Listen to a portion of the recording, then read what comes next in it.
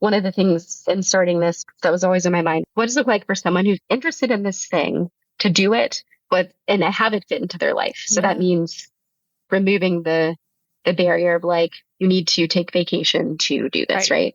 Bikepacking had this season where it was really sexy. And it's like, we're doing these epic trips. We've got these epic bikes with these epic bags. And it's like, I can go from my house with my bike with a backpack to my friend's house and camp in their yard. And that's bikepacking, right? To me to be this thing. And so it meant like having it be maybe like one night on a weekend near home.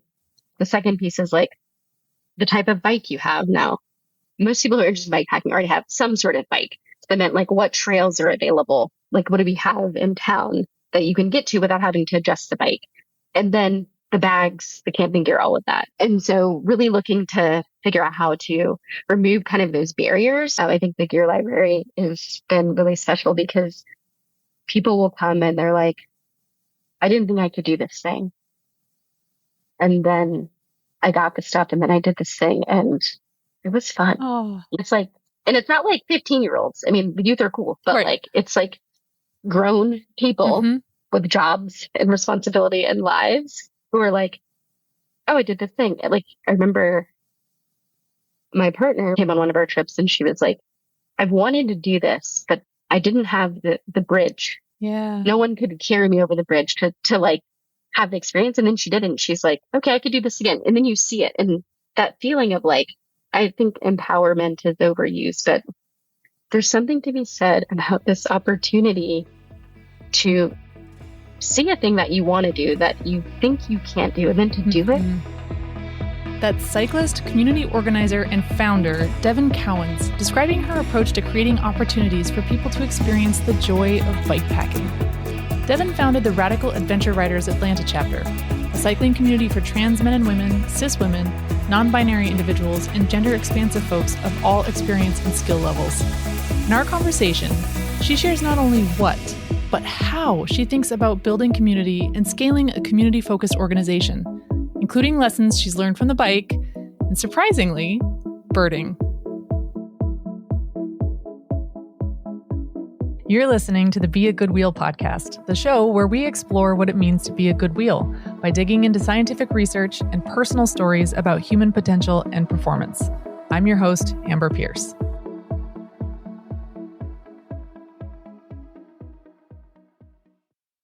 Devin Cowens is a passionate cyclist and the founder and co-chapter manager for the Radical Adventure Riders Atlanta. Radical Adventure Riders is a movement toward gender inclusivity and racial equity in cycling and the outdoors. Radical Adventure Riders, or RAR, has 20 chapters across the US and Australia. Devin launched the Atlanta chapter, or RAR ATL, in 2019, and it has grown into a full leadership team of volunteers. Adventure cycling involves riding over long distances and often involves camping overnight or bikepacking. In other words, taking all of your clothing, food, and camping gear with you on your bike. It requires different skills and gear than other disciplines, which can be a barrier to entry for a lot of people. RAR ATL has put together community and programming around lowering or eliminating barriers for people to get to experience and get into adventure riding, including a gear library. They host bike camping trips, open shops, happy hours, rides, education, training, and provide gear and resources for all femme, transgender, women, and non-binary folks interested in building community on bikes. Devin herself is a genuine force for joy and good on the bike. I've had the pleasure of meeting her in person at bike clinics. She's a connector, community organizer, earth steward, and event planner. She's a consummate athlete and embodies the joy of movement in the outdoors that she shares with so many people, focusing on increasing access, training, education, and support in the outdoors for Black, Indigenous, and people of color. Last year alone, she did the 280-mile backpacking race at the East Texas Showdown, raced crits at Tour of American's Dairyland, rode 205 miles of gravel at the Kings Road Coast to Coast ride, and rode the 444 miles that make up the Natchez Trace. As if that weren't enough, this year she did the Mid-South Gravel Double, a 50K run on rolling dirt roads the day before a 100-mile bike ride on the same rolling dirt roads. She holds a degree in psychology from Wake Forest University and describes herself as a connector, an apt description and skill for her work as an event planner. She's worked with the Atlanta Bicycle Coalition and East Coast Greenway. Currently, Devin directs events for the Children and Nature Network and provides behind-the-scenes support for A Quick Brown Fox, including initiatives like the Abundance Project that aim to get more women of color on bikes. Whether she's managing RAR ATL's growth, creating more equitable opportunities in the cycling world, or simply spreading bike joy, she does it all with a big heart and a deep understanding of the human spirit. I hope you enjoy this conversation as much as I did. Welcome to the show, Devin. Thank you for joining us today. Thank you for having me. It's so exciting. I want to start, I usually start with a lot of my guests asking how they got into cycling, but in an interview you did with Outside Magazine, you make a really great point, which is, I biked as a kid, but I think the cycling story is always, how did you get back? And I love that because I think that's so accurate for so many people. So I'm going to rephrase the question for you. How did you get back to cycling? Yeah, so after college, I lived in LA for a year. I thought it'd be really cool. And I bought a cheap bike and would bike to the beach every weekend because it was nearby and I didn't own a car. And it's one of those beach cruisers. And I decided after that year that I wanted to move to DC. And my brother was a bike mechanic and Jimmy John's delivery person and was building single speed bikes. And so I was like, I'm going to move to DC. I don't have a car, but I want to bike around. So I had my brother build me a bike. I flew to Chicago, picked it up. I assembled it in the airport, single speed. So it took, 10 minutes. Like I put the wheels back on, and then took it on the train. Had you ever assembled a bike before that? And went home. I mean, there was some instruction, Okay. but it was very, very simple, right? Which in hindsight, it's like I should ride a single speed again, but my knees. And so I put it together, put it on the metro, and was bike commuting in DC for the next 5 years. And it just became like my ticket to get everywhere. I remember, I don't do this now, but it's in my, mid to late 20s. And I would go to like 3 parties a night because I was on my bike and I would just like cruise through the city. Oh. And I had big FOMO back then. And so I could just like pop to any place. And I felt so invincible. It was the coolest time in my life. I still think I'm cool, but just being able to like cycle, no gears, zip through the city really quickly was really exhilarating for my 20s. So yeah, for the formative bike years. It's interesting now to be so far away from that time-wise, and to still be finding joy on the bike because it was a means to get around, right? But still thrilling. Yeah. So yeah, it was, that was like, I think 2011, 2012, maybe. Yeah. So yeah. How do those early sensations of like when you were getting back to the bike compare to some of the sensations of being on the bike that you remember as a kid?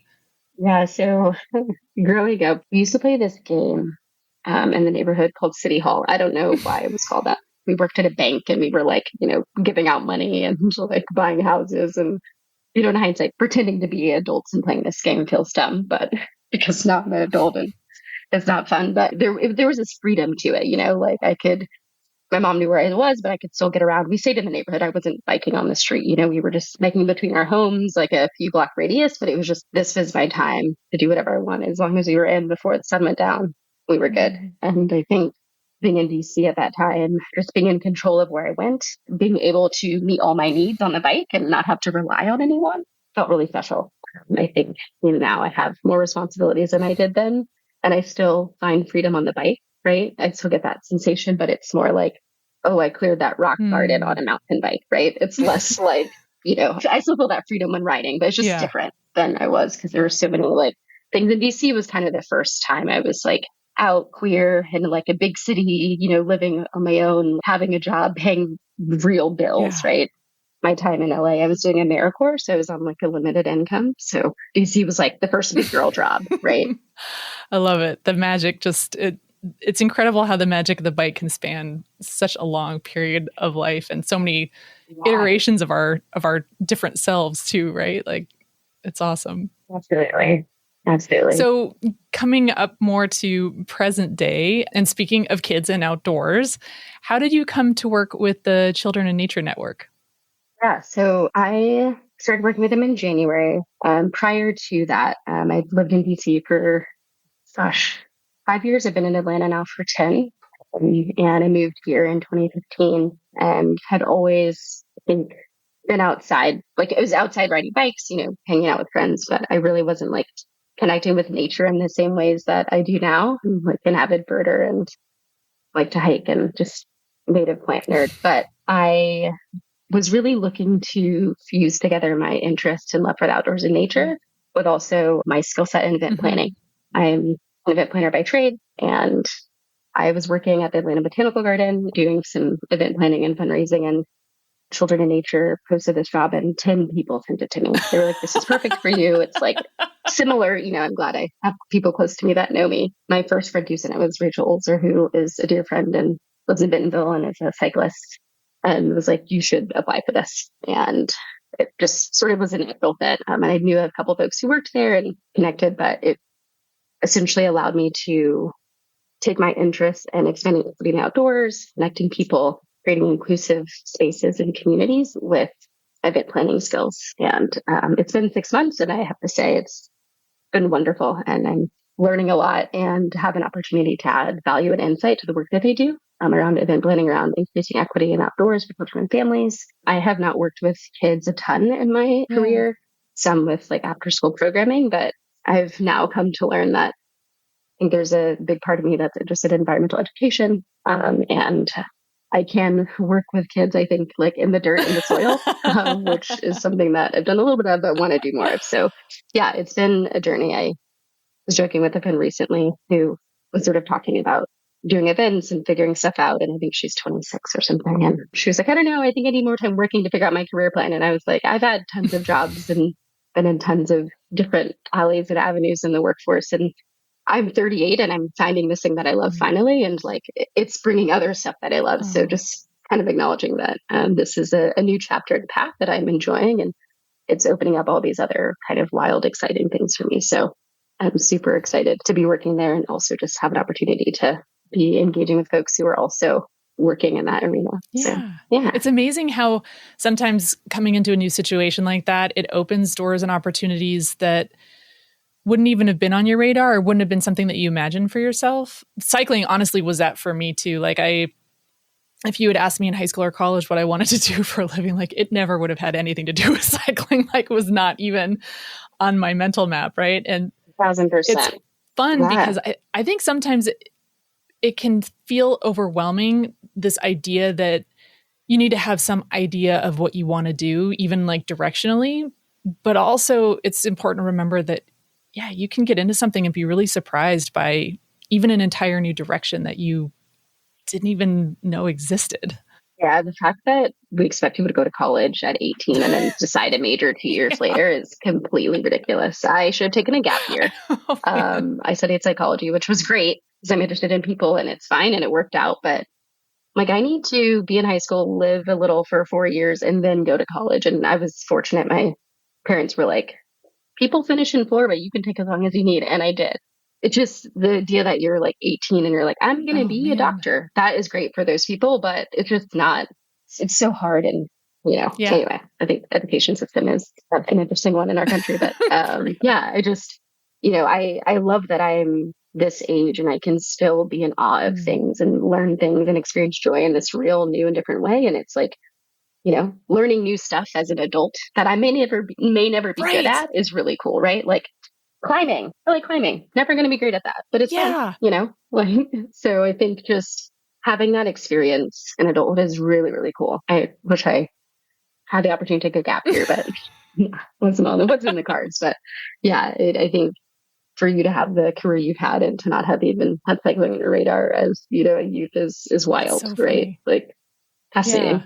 Yeah. I like what you said about being this age and getting into things where you're not getting into it because you want to be good at it necessarily, or that's like the expectation, but that you can just be into something that's fun because it's fun and it doesn't matter whether you're good at it or not. Like you might be, or you might not be, but I was talking to this is really random, but somebody I know played basketball in high school. And she just said this offhand comment in the middle of an unrelated conversation, which was, well, I was never going to go pro, so I stopped playing when I went to college. And I just thought, wait, what? You loved basketball, and because you weren't going to go pro, you stopped? Whatever happened to just doing things because we enjoy them, especially when it comes to hobbies like that?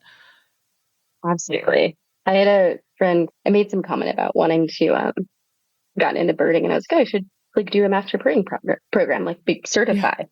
And she was like, why? Like, can't you just love birding to love? And I was just like, what? And she kind of challenged that. And then we had this conversation where it's like, yes, we can do these things and be new at them and like keep doing it and just stay at that beginner and or whatever. But it doesn't have to be this thing where we're constantly, it's very American, I think, to like always want to be like certified and continue to like build and ladder. And it's like, you know, I'm just going to learn the birds in my backyard and keep learning and use my tools. And like, that's it. And I could be like a birder and just leave it there. Right.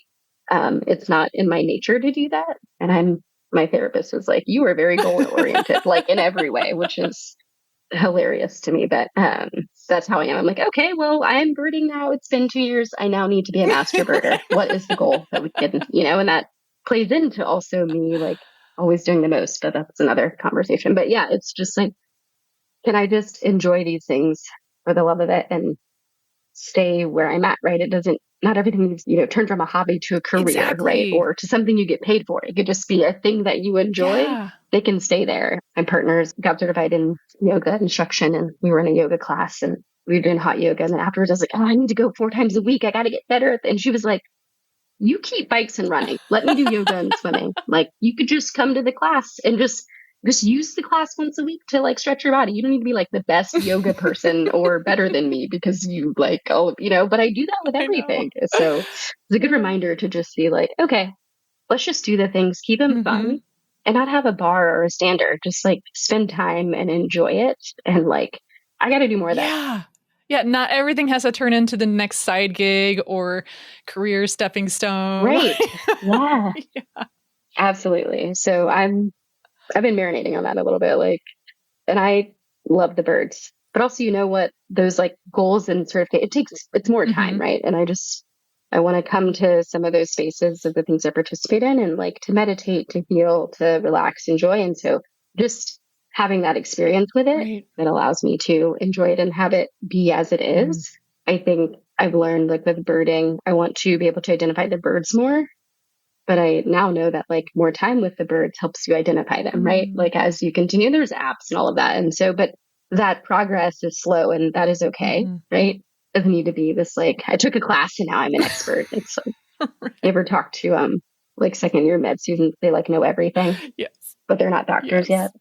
It's like that. I'm like, oh, I got it down. But it's like, no, you're not actually in the world. I can say that because I have people close to me who are doctors, but they're just like, oh, I got it. It's like, no, you don't. So I just need to take the time and like be with the birds for a few years and then I'm good.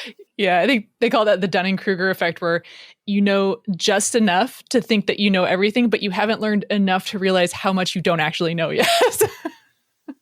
Right. Or to like make assessments or, problem solve really. It's funny. So, just learn about the birds at my own pace. And that feels really good. Well, that brings up a really good point too. When you think of it in terms of, getting the certification, for example, then what you described with just spending time with the birds and being present in that moment, it's harder to be present in that moment when you're thinking about, okay, how does this moment get me closer to the thing that's coming next? And immediately that takes you out of the present and moment into like what's coming into the future or what should be happening in the future, or even like what should be happening right now versus what is happening right now. And to your point, like if that's a base for healing and presence, those ideas take you straight out of that. Absolutely.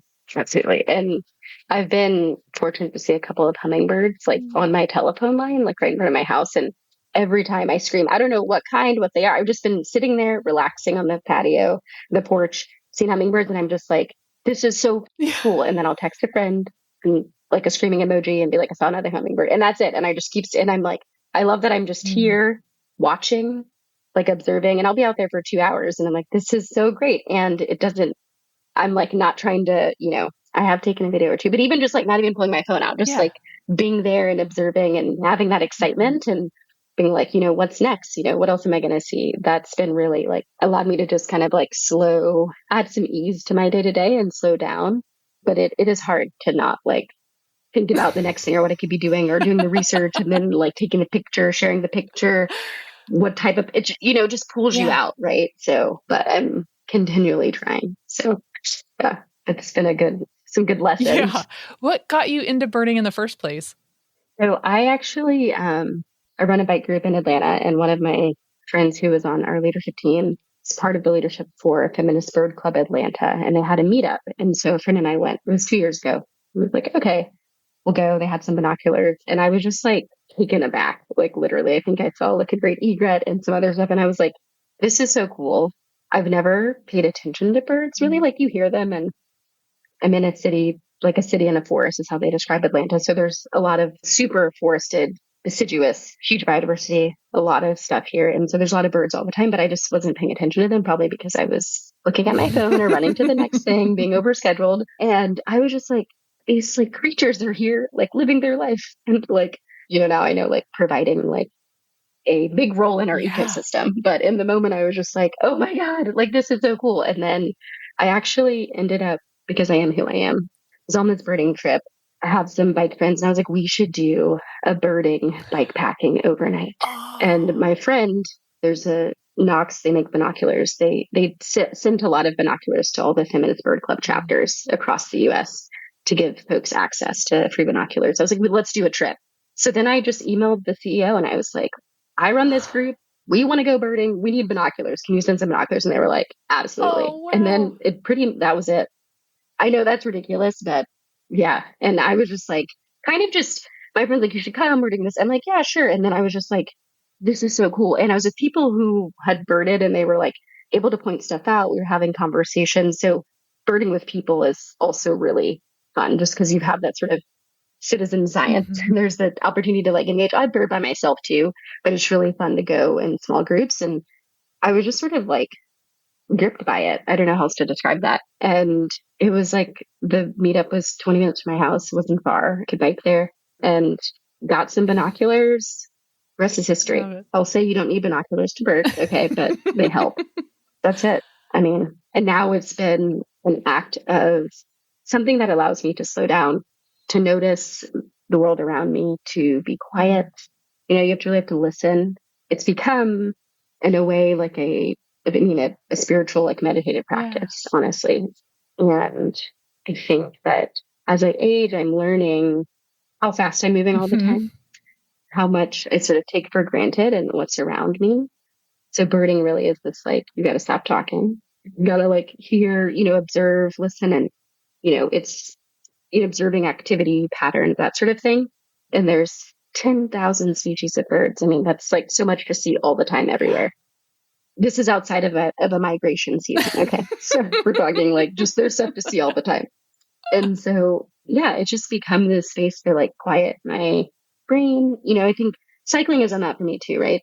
I think one of the reasons I've gotten into like some deeper bike packing, right? It's like you're kind of just slowing down a bit internally, Mm-hmm. in many ways.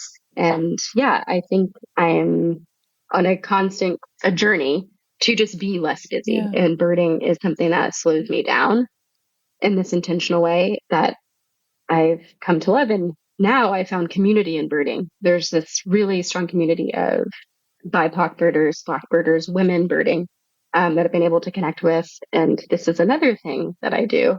It's like start a group. So if I'm now like, I was like, I'm going to bird for my birthday last year, like hosted a meetup, and now been able to work with this other woman locally in Atlanta. And she had a kind of group she was running, but now we're doing like this Black birder sort of group in Atlanta, which is really cool because just like, oh, there's people in the nerdery like you who also want to do this. It's just like, it's wild. It's like when you find the person who actually wants to talk about the nitty gritty of like how you would pack your bike, like Tetris for bike packing. Love it. So yeah, it's brought me so much joy. It's really, really exciting. Yeah, that brings up another great point, which is that in everything that I've read, you often describe yourself as a connector. So I'm curious about that. What does connection mean for Mhm. you? Yeah, it's so interesting. I started describing myself that way, like sort of in advance of how I felt, and then it just sort of like stuck. I think it was 5 years ago or so. I want to say it's like 2019, maybe 2020, because my life changed in the pandemic. Mm. I think is sort of a good phrasing, and I think everyone's life changed. But I really was like working a remote job that I was experiencing some furloughs, was living in a tiny apartment, was really like going to nature to Mm-hmm. escape, right? Because I was just like, I need to like be outside. And so things just sort of shifted for me, I think 4 to 5 years ago. But I remember thinking about how I needed to describe myself. I was doing some bike packing starting in 2019. Folks were interested in having conversations and I had to sort of describe myself. I was like, what, like, who am I? And at my core, I'm a lover of people. Mm-hmm. That's how I describe myself often. And connector felt like a fitting word because I found myself always saying like, I know this person who, right? And then someone would be like, I need this. And I was like, oh, I know this person who, and even like living in DC for many years, I was always that friend that someone was like, I have to go to this networking event.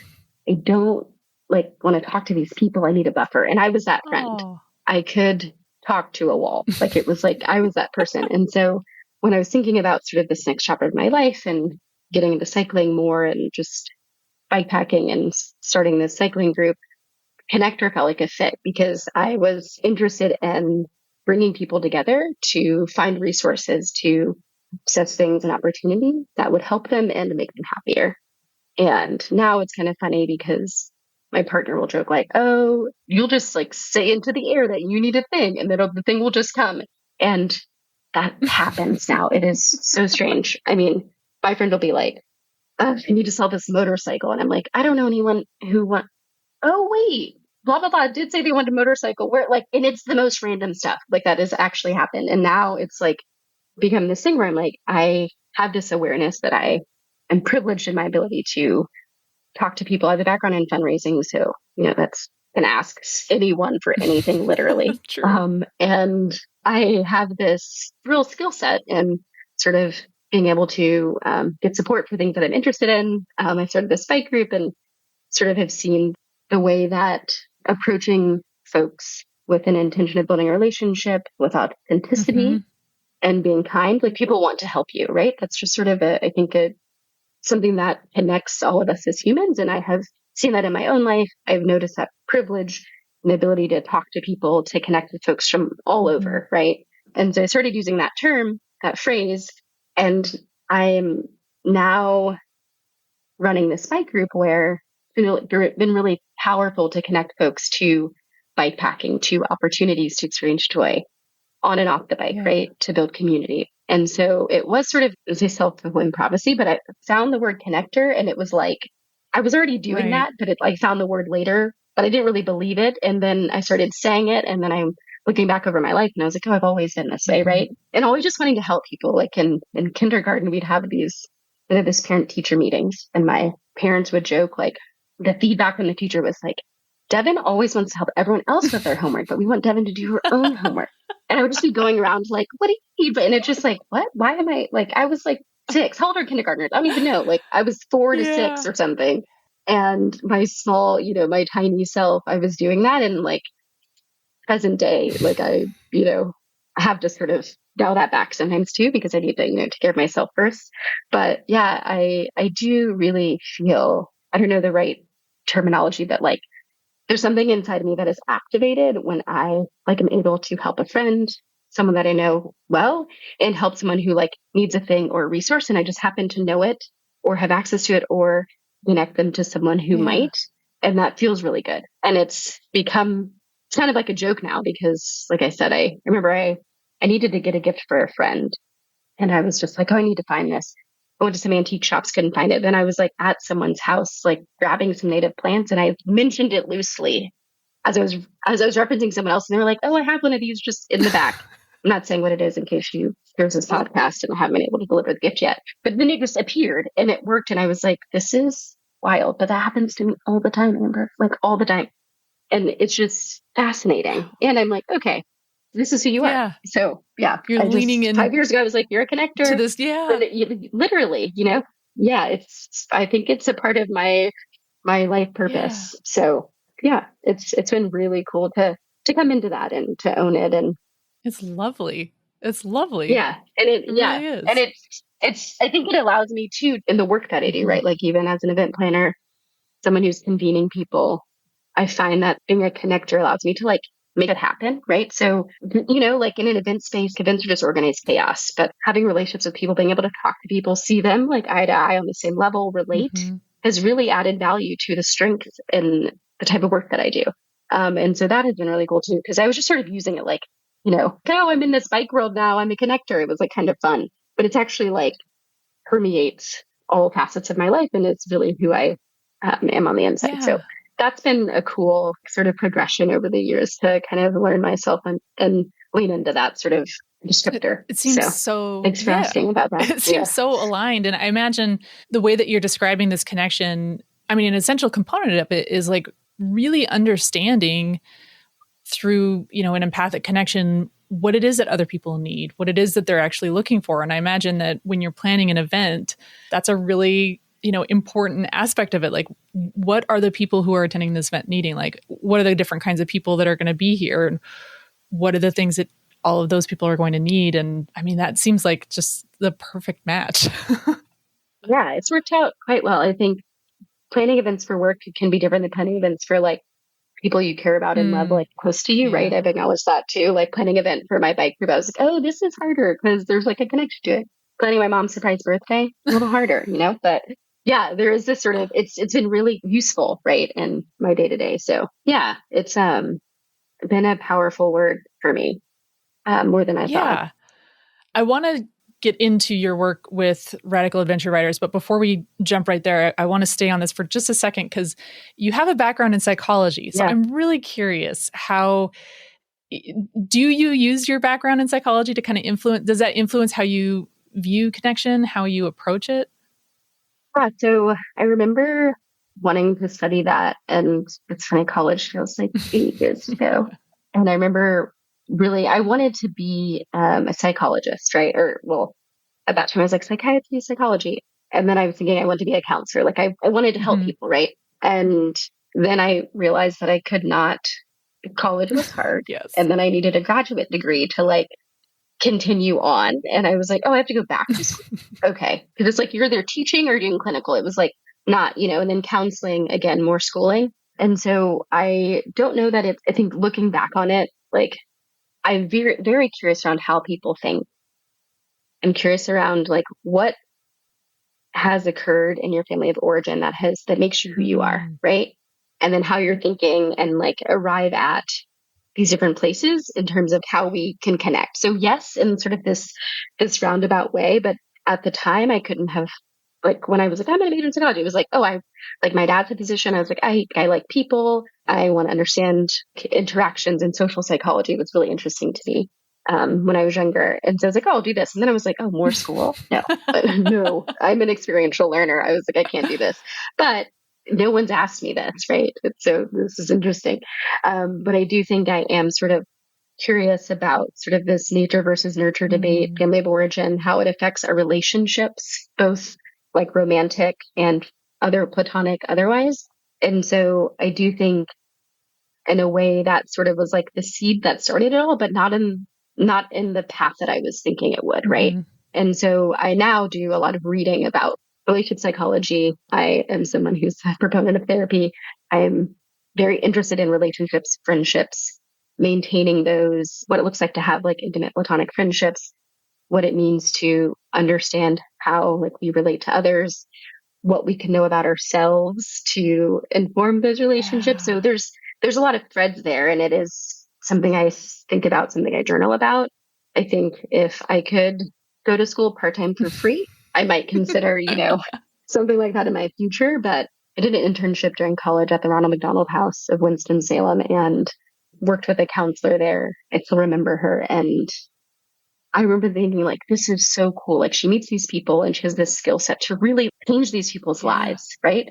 We're being so fascinated by that. And I'm someone who friends come to for advice, and I like take that seriously and want to like, help people in those spaces. And so it's something that I've always been attracted to, but it was never sort of like a career sort of path per se. But I do think about it a lot, and a question asker. And I think that's sort of where the psychology has played into my kind of day to day. And I think within psychology and relationships, I've learned a lot about active listening. And that's been something that has aided in like relationship building and understanding people and meeting people where they are and sort of that empathetic sort of understanding and connection. So there's some threads, but I would say it's not, hasn't been woven together in the way that I thought it would be when I was, studying it in undergrad, if that makes sense. That makes so much sense. I often reflect on this, that going back to that idea of, okay, you need to know what you're going to do when you're 18 or like even once you get into college. I mean, if that's your path, picking a major can feel really overwhelming. And I remember one of the things I did just sort of like anchor myself in that anxiety or ground myself, I guess, in that anxiety was reminding myself that like, not that it doesn't matter what you study, but whatever I ultimately decided to study would teach me different ways of thinking about the world. And that in and of itself is very useful. And that maybe that was perhaps the most valuable thing about studying. And that made it feel like it was less important what I actually studied and more important that I studied. And given that, it made me feel freer to choose something that I would enjoy studying versus something that was going to be like a clear stepping stone to a concrete career path. Absolutely. I remember college being like quite hard, but I enjoyed my classes, right? And in hindsight, I remember when I was sort of like looking for jobs, I'm like, I should have done business, but I would have been so bored Right. and probably flunked because I'm not good at business. But I was like, oh, I need to, have a job that does this. And yeah, I think it would have been cool to do like psychology and like anthropology and some other sort of a mixture of things. But yeah, I guess everything happens for a reason. But I'm grateful for sort of those early decisions that I have an awareness that I was not necessarily the best student, but I like loved learning. Yeah. Right. So I think that's not a classroom student, but yeah. Well, it's funny that you say that about business because you might have been bored out of your mind in college, and yet you have built successful businesses now later in your career. And one of those being building the Radical Adventure Writers chapter in Atlanta. So, and this has been such a great segue to this because, here you are, you have experience in event planning, you're a connector, you have this background in psychology and how all of these things weave together. Mm-hmm. So how has all of that kind of come together in building the Atlanta chapter for the Radical Adventure Writers? Yeah. So I launched RAR ATL in April of 2019. We were called something else then, but now that RAR has chapters, we sort of were grandfathered into that and changed our name. And I'd done a bike packing trip in 2018 with a couple of friends. I'd been wanting to do bike packing. I'd seen some folks doing it. And I was like, oh, this is cool. In 2018, I'd earlier that year ended a relationship. And in that relationship, I'd like gone camping as an adult, which is something I hadn't really done because not a camper until, really the 2015 to 2018. And so I went camping. I wanted to go bike camping, went with some friends at November 2018. And I had this $90 bike from Craigslist. I had one pannier saddlebag from bike commuting. And then I needed to get another one. They didn't match. Borrowed the rest of the bags I needed. Did not have a car. I took the bus to the Silver Comet Trail and biked on the trail into Alabama and back with some friends. And it was at that time the hardest thing I'd ever done. It was kind of wild. Just looking at my photos, my bike packing photos then to now, it's like the setups are night and day. And I love that about bike packing. You continue to iterate for years, right? You can keep learning things. And I was like, this was so fun. This was really hard. As with these people who I developed a friendship with prior to that, they really supported me in that space. I was like, I want to do this again, but have gear that's functional and sort of shift my sort of setup and all of that. And at the time, Radical Adventure Writers had been started in, I guess, in the Pacific Northwest. I had gotten wind of some women that were organizing in Baltimore at the time. And I reached out to them. I was like, hey, I see you're doing you're organizing bike packing stuff with trans men and women, cis women, non-binary folks. I'm traveling to DC, Baltimore for work. Could I meet up with you? Could we kind of chat? I want to start this in Atlanta. And they were like, of course. So that January of 2019, I went and visited with these two women, Danielle and Kimberly. They now live other places, but and they took me around. We kind of had these conversations and they were like, here are the trips we've done. Here's the language we've used. Here's some tools. And then me being an event planner, I was like, I'm launching this thing in April. These are the 10 events we're doing this month. 10 events. In 1 month. Okay. And I had a full-time job. Okay. And here are the 10 events we're doing. I'd made some friends, and in Atlanta, I'd made a few friendships here. I'd scanned the landscape to see who was doing what, who's organizing around these communities, right? With cis women, trans women, non-binary folks, trans men, what are folks doing like in Atlanta to convene in it? There wasn't that yet. So I do want to say that there was not at that time, to my knowledge, an entity that was doing this. So I didn't want to I didn't want to start another thing if I could have worked with other folks. And so anyway, I'd scan the landscape, ask some questions and then did 10 events. We were doing happy hour, bike ride. I had connected with some folks who had bike packed. I had them lead a bikepacking 101 at a local bag maker shop. Who this guy let me use his space, and I was like, it's not for cis men, so I need you to not be here, but we want to use the space. And just kind of was we're going to do this thing. And then I remember that year, I had a good friend of mine who worked in marketing, and she helped with making an Instagram account and all of that. I remember that those first few months I was doing all these events while working a job. I can't remember what job right now, but I had a job. Okay. And then I remember in those early days, I was meeting people, and I was like, what's your name? How did you hear about us? And I was talking to every single person who came to something. But I remember just being very sort of face to face and asking people stories and all this stuff. And it just became this thing where I was I enjoyed this bikepacking trip. It was really significant in my life. I want to do more of it, but I'm also acknowledging the barriers to accessing this sport, this activity. I learned through the cycling communities I was a part of that a lot of the men I knew had bags and gear. And so I was how can we sort of get more bags and gear and have people use them for trips they want to take without spending money? So fast forward, and now Radical Adventure Riders Atlanta, we've got a great gear library. I have a team. This is all volunteer, but I have a team. We're hosting, affinity rides, hosting kind of open shops. We've done bikepacking 101s at some local places like Patagonia, Atlanta, other places. And we have a physical space, and we have this really robust gear library. All the gear's been donated, both from friends, people I've asked, and some larger organizations. And we, have high circulation rates, and we lead some, say, semi-regular bikepacking trips because it's a lot of work. It's volunteer, but we're registered as an LLC. So it is a business, I guess, but we don't make any money from it. But yeah, it's been this really wonderful space for me to learn about myself, to be able to bring bike joy to people, right? It's one of the things in starting this was that was always in my mind was, what does it look like for someone who's interested in this thing to do it, and have it fit into their life? So that means, first of all, removing the barrier of you need to take vacation to do this, right?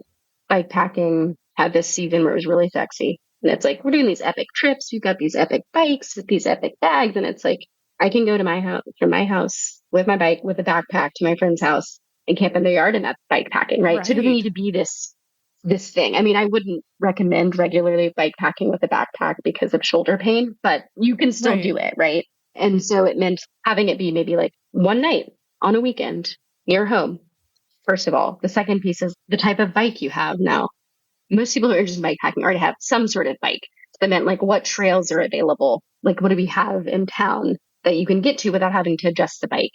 And then the bags, the camping gear, all of that. Of course, with bike camping, you need lightweight gear because you're carrying it on your bike. You can't carry a regulation size tent on your bike. I mean, you could, but it's heavy. And so really looking to figure out how to remove kind of those barriers. And there's other barriers to accessibility. And that's an education barrier, and that's much harder to remove because you have to sort of teach people, and you do the learning, and it comes with time. But trying to remove those barriers around people, seeing how it fits into their life. And so that's been an ongoing thing that we've been doing. But yeah, it's been really fun. It's been challenging. I think the gear library has been really special because people will come and they're like, I didn't think I could do this thing. And then I got the stuff, and then I did this thing, and it was fun, And it's not 15-year-olds. I mean, the youth are cool, but it's grown people with jobs and responsibility and lives who are like, oh, I did this thing. I remember my partner one day was like, she came on one of our trips and she was like, I've wanted to do this, but I didn't have the bridge. Yeah. No one could carry me over the bridge to like have the experience. And then she did it and she's like, okay, I could do this again. And then you see it. And that feeling of like, I think empowerment is overused, but there's something to be said about this opportunity to see a thing that you want to do that you think you can't do and then to do it. And then you're like, oh, and then maybe it didn't cost you like $500 because people can do bikepacking trips and you want people to have the freedom to have, you want people to come back. Okay. Yeah.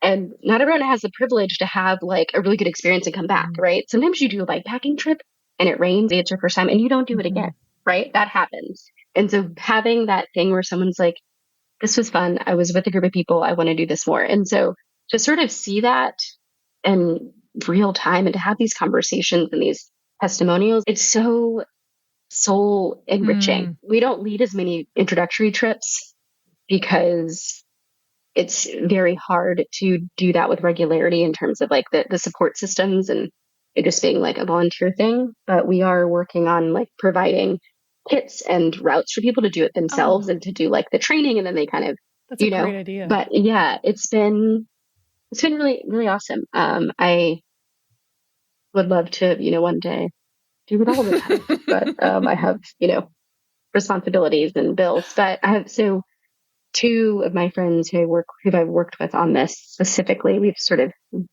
one of them has transitioned out, but we're able to kind of write about it a little bit and do some storytelling.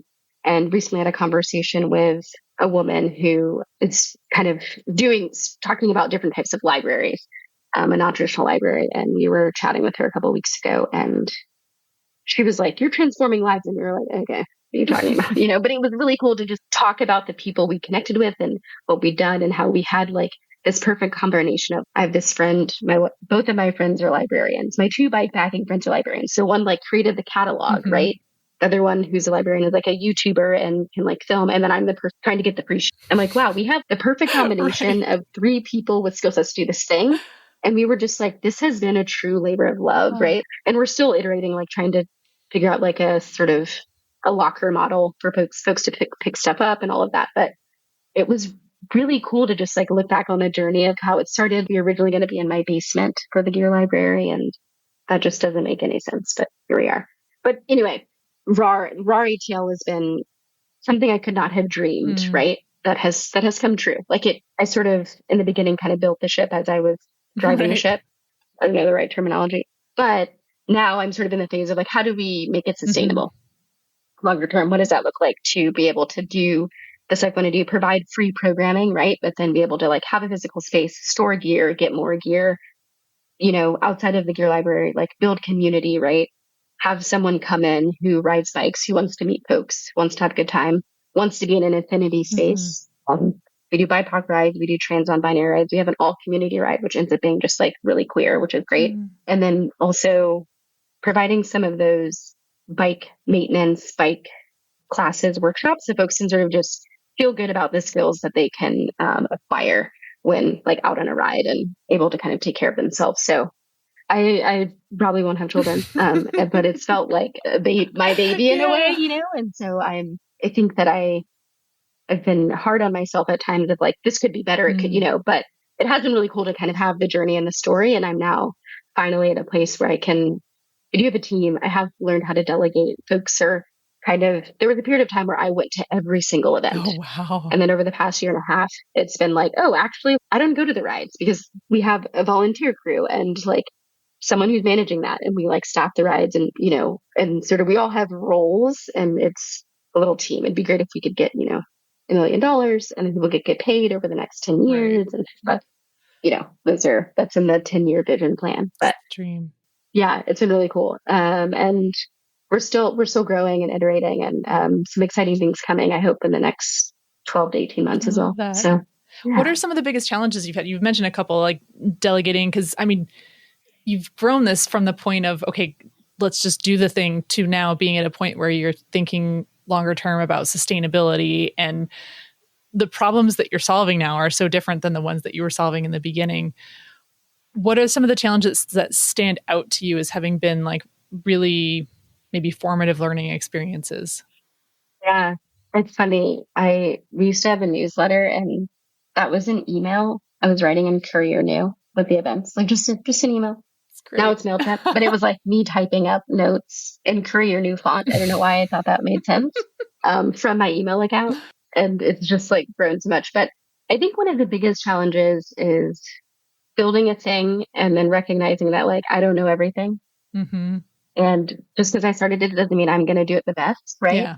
And like I can take feedback. It was like people would provide feedback and I would take it so personally. And it's like it's okay to have people, it's like, oh, we did my librarian friend, her name is Sarah, was like, we should do a survey.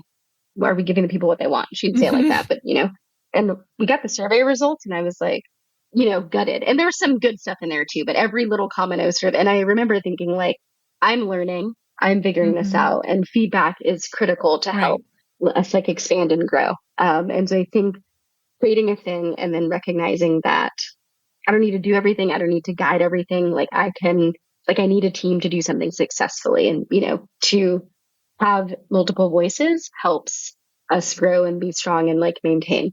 I think the other thing is I talk to people like you and other folks about this, and I'm like, this is really great. And, people aren't lining up to cut checks. Right. Okay. Yeah.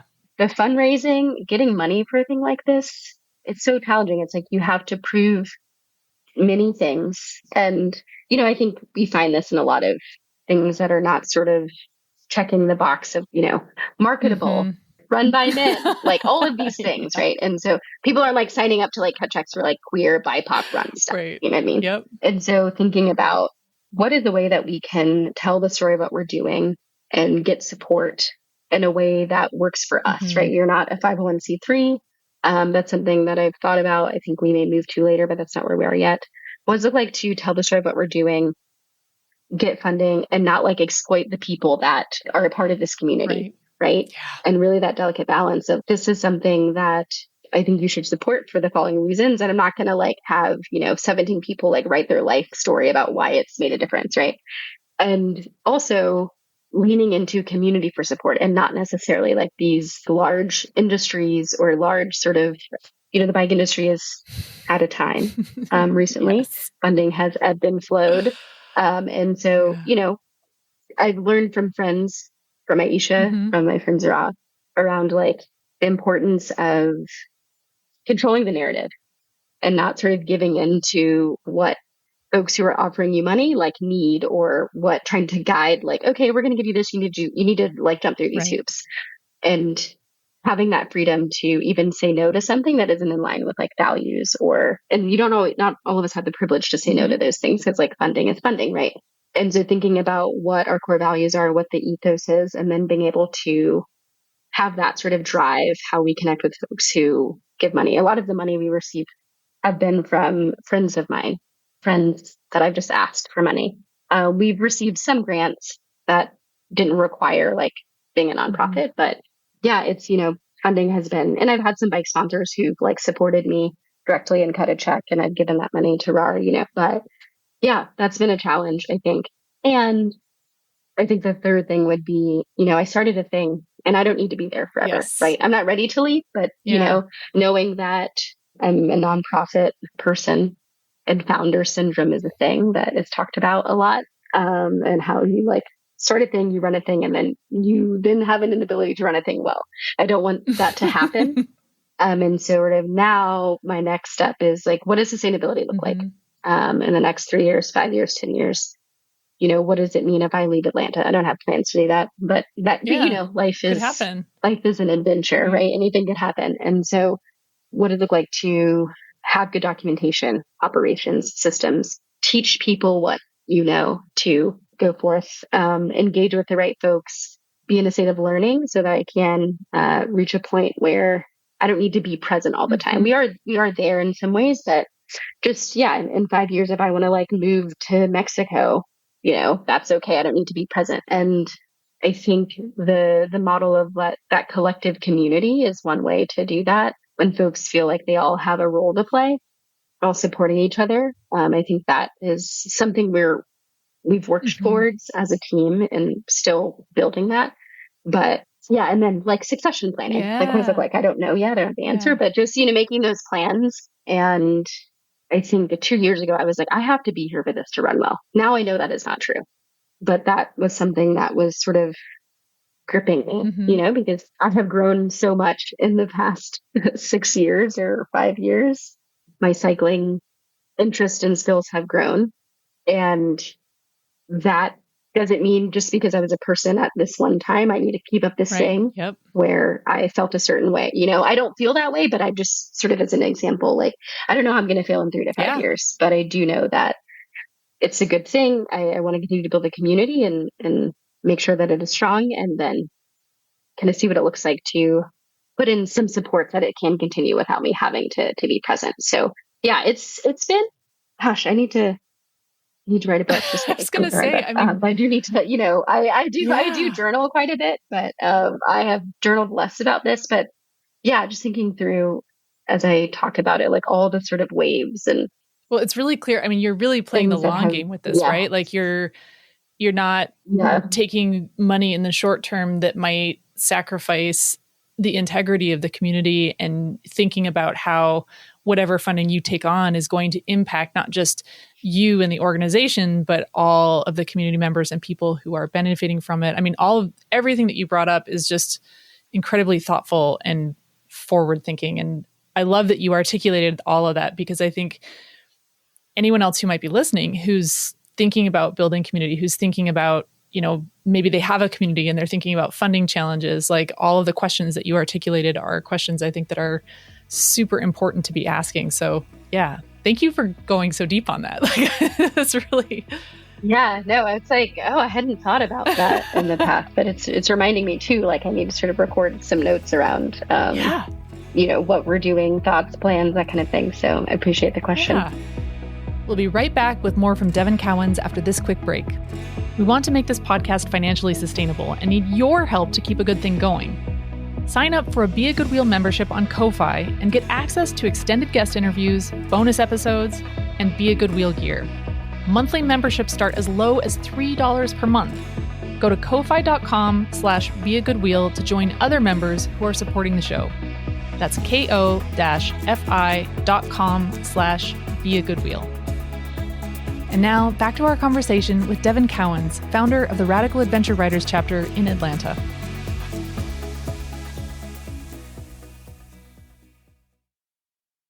So I want to go back in time a little bit. There was a piece you wrote for the Adventure Cycling Association back in 2020. So it sounds like this may have been pretty early on in your bikepacking journey. You describe an intense encounter seeing a grizzly bear while you were riding through the wilderness in Montana. And this was your quote. Later in my tent that night, I was grateful for evening and prayed for no more grizzlies. As I reflected, I asked myself what I was afraid of and why, and what was underneath it. Would you tell us about what happened that day and what prompted you to ask that question, and maybe even like what you learned in asking yourself that question? Yeah. Gosh, feels like ages ago. And I look at those pictures and I'm like, oh, you were just a babe, a wee babe then. And I took that trip with my dear friend Sarah, who is still bikepacking. We met at a conference in DC in 2019, and she was like, come visit me. Let's ride bikes in Montana. I was like, okay, sure. Which is also my personality. And that trip, I borrowed a bike from her short friend who was 4'11". Sarah's like 5'10", I think. And so I borrowed a bike. So as you know, borrowing bikes brings its own sort of challenges. Mm-hmm. So that trip was, I can't even remember the full mileage, but in hindsight, it was probably quite ambitious. But I remember there was a lot of newness to that trip. And I packed up this bike. It fit. I could ride it. It was heavy. I was nervous. Sarah's very strong. But I was there. We were doing this trip. And I remember she'd given me bear spray, which I didn't know was a thing until that weekend. Okay. And I remember we were riding and I said, like, we're climbing this hill. I remember the size of the gravel chunks. Like, that's how vivid this moment was. And I was like, what happens after you spray the bear spray? Like, what do you do? And she was like, oh, I actually haven't gotten that far yet. And I was like, what? Gosh. I'm like, we are out here and you don't know the next step after the bear spray. I was like, oh, we are like, what is happening? Turns out the bears don't want to with you either. Excuse my French. Like, Fair, yeah. I learned Yeah. that later when we get back, and I survived, obviously, to tell this. But I remember I was like, what are you talking about? And we're climbing at this point. I'm just like, what? And I remember there's a grizzly bear like out of the corner of her eye. Like she pointed it out. She was like, I don't want to freak you out, but there's a bear. Just, and I was like, I remember like getting really cold and just slowing down and like trying to just focus on like, I saw it out of the corner of my eye, trying to focus and just moving. And I was like, oh my God. Think about camping, being in the outdoors. I was like, this is why Black people don't camp. There are bears. I don't know what to do. This is scary. Like, what are we? It was just one of those moments where I was like, I'm regretting all my life. And it's, of course, like, far from that now, right? I still don't want to see a bear, but I can, I have tools. I'm equipped now. But I am someone who's also a reflector, right? That's sort of how I've lived my life. I, as a child, was given agency to express emotions. And that feels like a gift. And as an adult, I am reflective. And so it is not unusual for me to ask myself those questions, right? And so I have also learned that as emotions present themselves, there's layers to that, right? Like anger is rarely presented on its own. There's something else behind it. So I'm constantly, I'll say constantly, but regularly, if I experience something that the dial like shoots up, I'm like, oh, what's beneath this? Because I want to understand what I'm feeling, how I'm processing. And in this instant, I was like, I don't want this to happen again. Yeah. What can I dig into to prevent it? Because I was frozen, right? Like I was moving, but I was frozen, right? Like I remember physically being cold. It was Montana in July, which is actually quite nice, but you could keep cheese in your bag for 4 days and still eat it. Yeah. Can't do that in summer in Georgia. And so I remember being like, I don't want this to happen again. What can I do to sort of like unpack what this fear is? And I think there were just layers of newness occurring for me and also fear. I was like, Sarah and I were good friends, but we hadn't known each other very long, right? And so there's this layer too of I'm like, I'm with this person. What is she going to do if some shit goes down? Like, am I going to be okay? So there's all these like sort of course, it would have made sense to ask those questions before, but like I wasn't in that headspace. I was just like jazzed to be in it. Like bikepacking in a new state. Yeah. And so I think all of that sort of the driving force behind sort of being in that reflection mode and asking those questions is like, how can, I don't want this to happen again. And I'm in this bikepacking thing. I got on a plane and gave another state. I'm going to be doing this more. Like can I grow from this? Where can I sort of get stronger? It's interesting that you asked this because I did a trip to Spain in 2022. And I remember acknowledging that I wanted to grow my mental strength and figuring out a plan to do that. And so this is sort of a precursor to that in some ways, because I'm like, had this fear moment and how can I prevent this from happening again? And that sort of sense of the unknown, being in the wilderness, that there's a draw to that in some ways. I think for people who bike pack, there's a draw to that for me, like unknown, but like controlled, because you make a route, you plan to go, but having this interest in learning about a scenario and like growing from that, or growing feels like there's a goal, which I mentioned earlier is goal oriented, but being able to sort of like experience it differently, because that fear was uncomfortable, right? I don't want to be uncomfortable again in this way. Right. What does that look like? And so I think that sort of was what was happening for me in that reflection point in my tent. Yeah. Which is, I find that so interesting, because I think so many people would just have stopped at the fear. Like, wow, that was so scary. I'm glad that's over, full stop. And then there's kind of the next step of, oh, that was a particularly like intense and uncomfortable flavor of fear. I wonder what was going on there.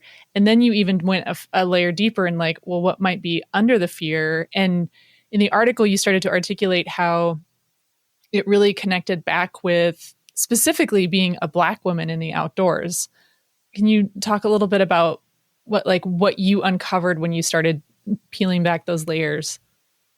Yeah, I think, as I mentioned earlier, I hadn't spent a lot of time camping as an adult. I really camped first time as an adult with a former partner, and then sort of like did it as an adult and enjoyed it and wanted to continue doing it. And I think when you think about the wilderness, being outside, people talk about like wild places, and a lot of white people talk about wild places and being in the wilderness and it being like all of these things. Now, I feel that way now. I think my language is a little different, but I think as like a person of color, there has been a history of like fear of outside, right? Growing up in a city, being a Black person, Black parents, it's like you go outside, you come in before the street lights go off, right?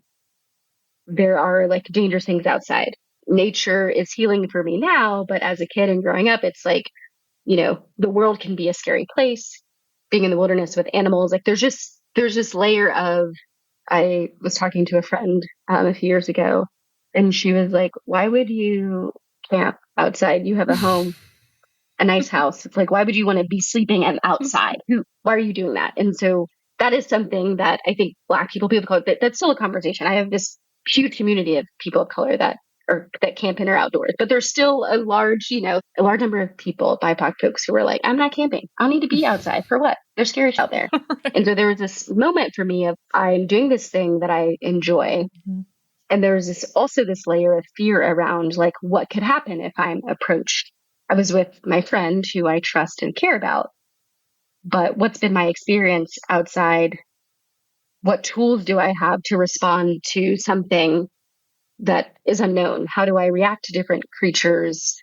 Anything from a bear to like snakes. I don't know. Like there's all these layers of sort of my own awareness of my lack of experience in the outdoors in terms of dealing with wildlife and all of this, but also the history of our country of like not belonging in a place, being someone, we have all these national parks and these places that are stolen land, right? And folks of color are experiencing outdoors more publicly now.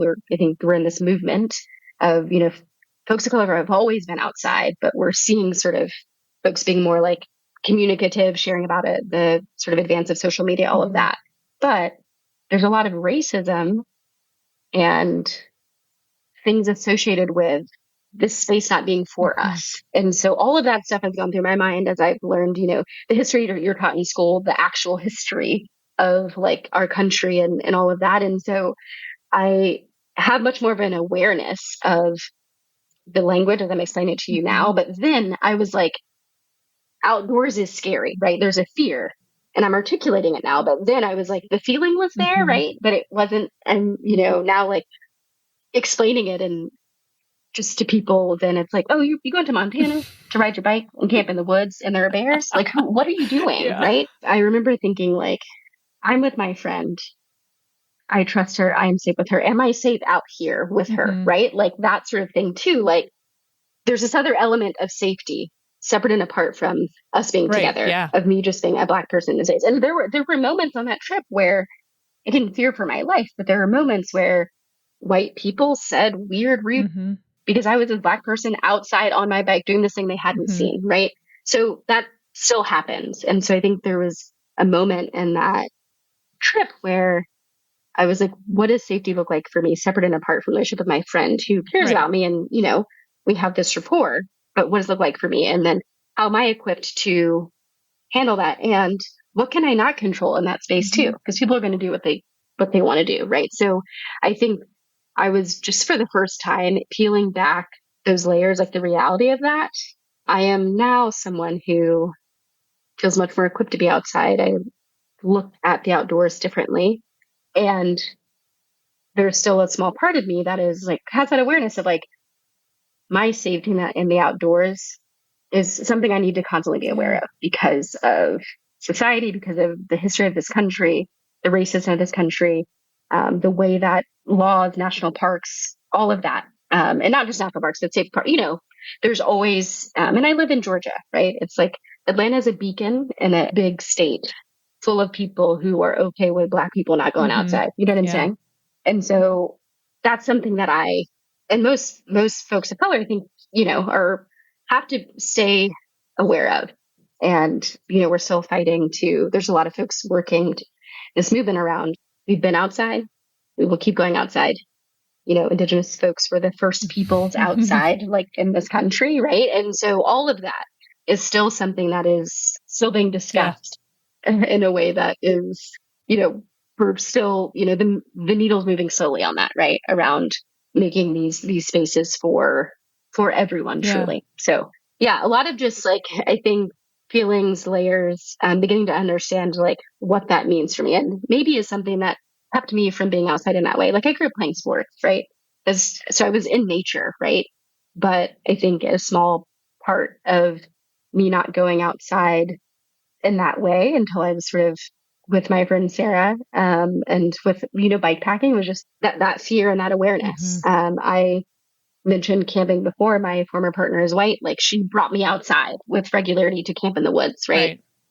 That's just something I wasn't kind of doing on my own. Yeah. And here I am, years later. But yeah, there's just that awareness is really deep and something you can't just release, No. I think, and living where we live, unfortunately. So yeah. Yeah. I giggling to myself a little bit because of this whole like, would you rather end up in the woods with a bear or a man? The question that's been circulating on the Yeah. internet. And I'm like, you were literally in the woods with a bear, Yes. which is terrifying. But Yeah. Well, my friend Sam was like, "Oh, the animals don't scare me; it's the people." yeah, And I'm like, "That is real, because 100%. you don't know what you're gonna find in the backwoods." Yeah. Okay, that's Yeah. real. Yeah. Yeah. I mean, Sorry, I no, not interrupted at all. you. I Go mean, ahead. I feel that just from my experience as a woman and being a white woman, like there's Right. limited layers Right. to that and totally, extra layers for you as a black woman. And you mentioned earlier too, just being short. Like that's another. Yeah. Everyone is taller than me. They're teenagers taller than me. Yeah. I remember getting like followed once in DC on the train, Oh, and my friend like joking that my face in repose is like a smile, like I don't have resting bitch face, so I'm like super approachable.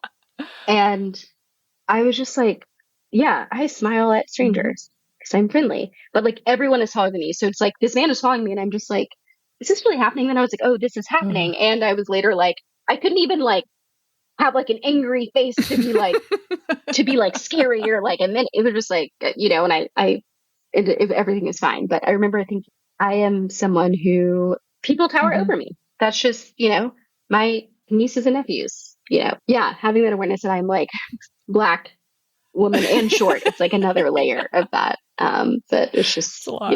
Yeah. yeah, No, I mean, and I've had that feeling. I've every once in a while I'll share like kind of offhand a comment related to that with my husband, and it makes me so angry how he's just like, "What? Really? I've never thought about that." And I'm just like, it's so frustrating that you've never had to think about that. And absolutely. yeah, it's wild. And that brings me to another quote from the same piece. I loved this piece. It was so beautifully written. And I appreciate your willingness to dig into this with me. Your other quote from that, which followed up on that thought, was, my anger and my fear brought me back to a question I'm always asking. What role do I play in shifting the narrative and how others see Black folks outdoors? And I love this for a couple of reasons. One is just the fact that you stepped back to ask yourself that question was amazing. So I'm curious, firstly, how you viewed your role at that time, and if your own perception on your role has evolved since then. And then I want to follow that up and maybe answer it in whatever order you want to. But I feel like this is the kind of question we should all be asking ourselves, like just at a fundamental level. What role do I play in this? And I think it's so interesting how you describe that as a question that you regularly ask yourself. And I'd love to hear how you came to kind of build that in as a habitual question to ask yourself, because I feel like it's something that I want to do more often. And I think it's something that would be like, it would behoove us all to do more often. So I'll leave, that was a really long question for you. Start wherever you want. Yeah. So, in hindsight, quite a big question to ask oneself, which was like, I'm like, wow, Devin, like you, what? I'm like trying to save the world. What? Like, no. So it's kind of interesting that I would put that on myself, right? Like, and now as someone who's been kind of working in this space for a few years, it's like, okay, it makes sense to ask myself that now. But in that early stage of like, yeah, just an interesting reflection point for me again. But I think, I've learned a lot since that trip. One of the things I've come to understand and sort of like shifting this narrative is community is a healer, community is a resource, community is something that we all need to be a part of, to fall back on, to provide support. We saw the way, the government responded to COVID and how that exposed structural racism, and mutual aid and community was the thing that got people through in a lot of ways. And so asking myself that question, it's like, okay, how can I surround myself with people who have a similar interest, who want to shift this narrative?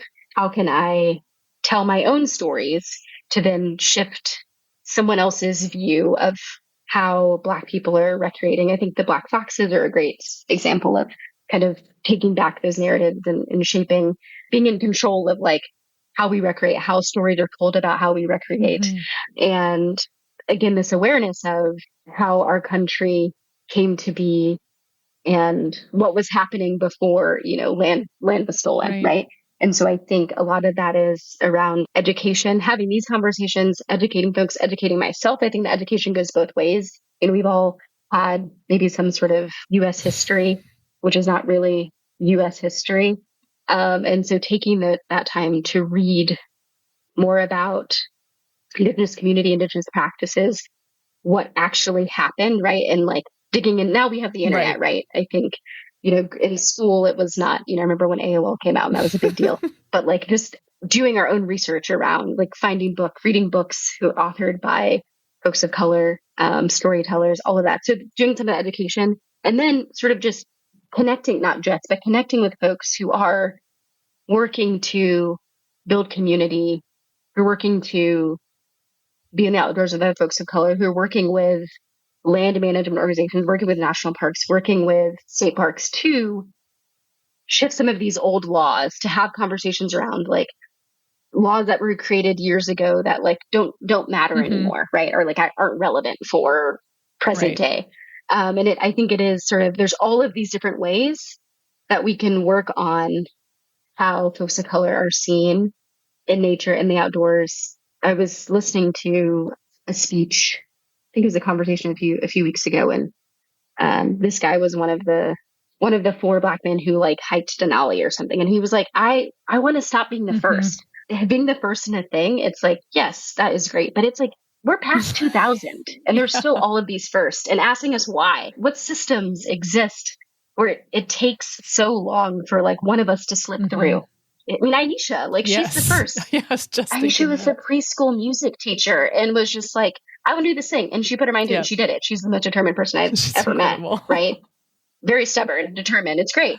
And it's just like, she's the first. But it's like, I don't want that to always be the story for us, right? Asking yourself as a white person, asking myself, what are these systems that are here, that are in place, that make it so hard for us to get to this? And now some of that, and that's not just like law. Some of that's generational wealth. Why do we have generational wealth? Because of the way, after the, like, all, the history of like redlining, all of the stuff that's happening, like in our country, again, that made it impossible for folks of color to do these things, or to be, even you think about like reparations and land back and all of that. It's like things happened and now like folks are fighting to get things that were rightfully theirs. But you ask like a wealthy white person who owns land, it's like, no, this is mine. I'm not going to give this back to you or whatever, And so I think just asking those questions of like, why is it this way? Why are there less Black people in academia? Why are there less Black people, professional road cyclists? So asking those tough questions, having those conversations, continue to educate. And then, as I said, surrounding with community. I think my favorite parts about being Black is we can always find joy and comic relief and stuff. And so I think for me, like being community with other Black folks, other folks of color, is just like having an opportunity to experience the outdoors in a safe space, have a good time, continue to be outside and have a sense of freedom within community, right? I think that it may not be in my lifetime where things change, and I'm okay with that. But I do think that continuing to be in conversation, having hard conversations, mobilizing communities, local government, national government, to really work towards a society that looks different than what we have, and maybe different than what we see now, right? Like I find a lot of dreaming happens in communities of color, like a vision for a world that looks different than we're in now. Like being able to really like things in motion to make those dreams come to life. And like, that's going to take a long time, but I have to feel hopeful because that's how I can get through my day to day. But just recognizing that, like, having more of these conversations, being able to be in the right spaces, asking hard questions. And then, I think because of the society we live in, we need white people to support these movements, right? Because white people have power. White is right. That's where we are, right? And so recognizing that that's a thing. So being able to like find those good wheels, good people who can help move the needle, right? Like that's really key. I think about the work that Aisha does and the relationship she's been able to build. And a lot of that has been her building relationships with people who are white who can advocate for her, right? Think about Kate, who's at Zwift. She's advocated for the programs that we run, and that has made a huge difference in what we've been able to do to build a pipeline of women of color cyclists into road racing, right? That's huge. And so it's a lot of that too, like having that white person in a room speak about a thing, right? And we have to have white people help us move the needle, right? So part of that. I hope that makes sense. It makes so much sense. But it's like, there's so many pieces there. But and it's, I think, it can feel overwhelming as one person to start to like unpack this, right? Because it's like, okay, well, this is systemic and I'm one person, but your initial point of, community being that key component, right? It's never on one person, but a community doesn't exist unless you have individuals who are willing to ask themselves that question, what role do I play? And to find, as you said, other people who share, who are similarly exploring, who have, similar will and vision and dreams to get in there and actually come together and organize in a way to make collective action. And as you said, I'm even thinking of it right now as you're speaking. If I think about what role I play, then I think about, okay, what are the areas where I do have some power? I do have some influence. And it's hard to think of that as power, but it is, right? Influence is power. And, Absolutely. If I have even a little bit of that, then why do I have that is an interesting question, an important question to ask. And then what can I do with that? Because those two things are part of what answer that question of what role do I play? And it's not just what role do you actually play in the moment, but what role do you want to play? And then what do you need to do to get from here to there? Yeah, I just thank you for bringing that question up in that article. A lot of people are okay with the status quo. Too many people, and I think we need more disruptors. We need more disruptors. And sometimes it's hard to be a disruptor because it's sometimes tiring to be like the person of color advocating for people of color, right? And so it can get exhausting. I think, like you're saying, like asking yourself that question is really important because influence is power, and it makes a difference. And I think, there's a lot of people who are just like, status quo is cool for me because you're not affected by these other things, right? Like you mentioned, like even your husband being like, oh, I haven't thought about that. Like that's a real thing. And like, so nice for you. There's layers to that privilege, right? With like other, people within other identities. I'm still asking that question, and also giving myself grace to like take a break, because I get tired. Yeah. But I do think a lot of us spend time thinking about like life's purpose and all of that and those heady questions, right? I'm always wondering like what we all have a role to play in the ecosystem. What does that look like, right? It doesn't need to be necessarily your life purpose, but you have a role to play, right? And so just really being able to dig into that, I think, gives me direction, gives me like a grounding space, which feels really important in this time, especially when there's so much happening or there's so much stuff happening in the world. It's a challenging question to ask, especially as one person, but I want to kind of bring this back around again to that community piece because we are not alone in this. And, as you said, it isn't and shouldn't be up to Black people to carry this, on their own. And I mean, because it's a double whammy, right? Like you you're having to deal with all of the fallout and effects of these oppressive systems on top of trying to change those oppressive systems. Whereas people who are benefiting from those oppressive systems, who have more power and influence, could, also be able to share that load and question the role that they're playing and use that role to start changing those systems for the better. And I want to bring it back to community, because I want to just remind people that, as daunting as it can feel at times, like you said, there's so much going on in the world right now, and it can feel super overwhelming at times. You do have power as an individual, because you have power to become part of a community or to build a community, and everyone has that power. I don't consider myself a powerful person, but even I have that power. Even I have that to offer. And I think it's worth remembering that. And yeah, to your point, it's like we need those good wheels out there to come together, and that's where we can start to really feel our power, I think. I don't know. Does that make sense? Absolutely. Yeah, absolutely. Yeah. Absolutely. Well, thank you so much for taking time to talk today. I know this is a longer one than a longer format than usual, but I love having the space and the time to go deeper on some of these questions. And I just really appreciate how reflective and thoughtful you are in everything that you do. And you've been such a great wheel for so many people. And thank you for that. And thank you for being on the show today. Thank you. I'm honored to be asked. And sometimes I don't have anything to say, but then here we are talking. And I'm like, okay, I do. I'm a Leo sun, Leo rising, Libra moon. So I'm always like, oh, let me talk about myself. But I value being in conversation about this, especially these topics, and to reflect back on my time in this space. I sometimes joke, like, I didn't start living my life till 2018 because I've changed so much, and it's been a really interesting, powerful learning journey for me. And it's exciting to still be on it. And I hope that my life continues to be full of things like this that allow me to reflect and be in conversation and to learn and grow and to also share, right?